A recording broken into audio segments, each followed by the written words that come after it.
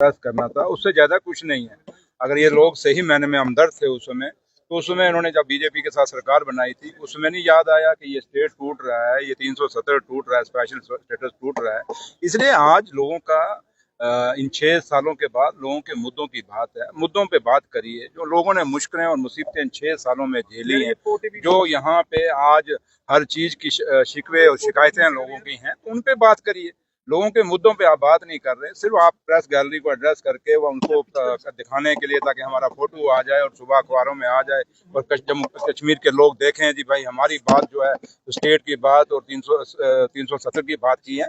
इन बातों से कोई बात बनने वाली नहीं। जम्मू कश्मीर में नेशनल कॉन्फ्रेंस, हमारे कायद डॉक्टर फारूक अब्दुल्ला साहब, जम्मू कश्मीर के मुख्यमंत्री जनाब उमर अब्दुल्ला साहब, उन्होंने पहले ही अपनी पहली कैबिनेट मीटिंग में स्टेट के लिए वहाँ रेजोल्यूशन पास किया।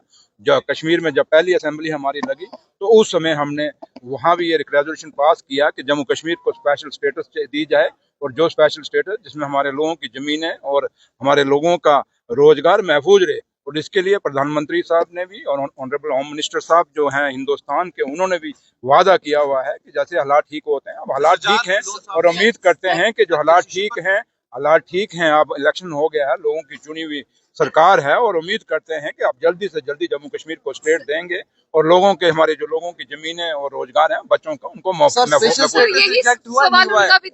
स्टेटस रिजेक्ट हुआ अभी या नहीं हुआ है? कहाँ रिजेक्ट हुआ? वो आज भी स्टैंड है हमारा।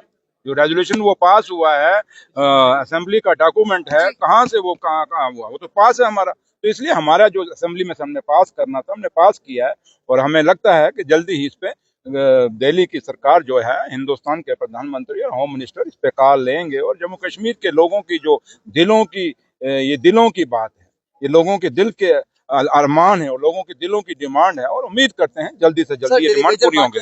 पॉलिसी फ्रेम की गई है इस बार देखिए, ये हमारा वादा है कि डेली वेजरों को पक्का करना है। एक एक वादा जो नेशनल कॉन्फ्रेंस ने अपने मैनिफेस्टो में किया है, अपने उस मैनिफेस्टो में जो जो हमने लिखा है, एक एक लफ्ज, एक एक वादा, एक एक फुल स्टॉप एंड कॉमा के साथ हम लोगों के साथ जो वादा करके आए हैं उसको पूरा करेंगे। लोगों ने हमें 5 साल के लिए चुन के भेजा है, कोई 4 महीने या 5 महीने के लिए नहीं चुन के भेजा। और इन 5 सालों में जब हम दोबारा 5 सालों बाद इलेक्शन में जाएंगे, उस समय जो वादे, जो मैनिफेस्टो है, उस समय लोग हमें पूछेंगे, ये चंद लोग हमें नहीं पूछेंगे। Thank you sir. जो पुरानी रिक्रूटमेंट्स है सर, पुरानी रिक्रूटमेंट्स में जो धांधलियां हुई हैं को लेकर सैफुल्लाह मीर द्वारा जो रिमार्क्स किए गए हैं, बीजेपी उसको जो है वो रिटेलिएट कर रही है, किस तरीके से? भाई ये देखिए, मुझे बताए सैफुल्लाह मीर साहब ने क्या किया? आप क्या कहते हैं? गलत कहा है? क्या कहा? उन्होंने कहा कि पार वाली जमीन है, और उसमें सबसे बड़ी बात है कि उमर साहब ने, ऑनरेबल चीफ मिनिस्टर साहब ने खड़े होकर पूरा क्लैरिफिकेशन किया।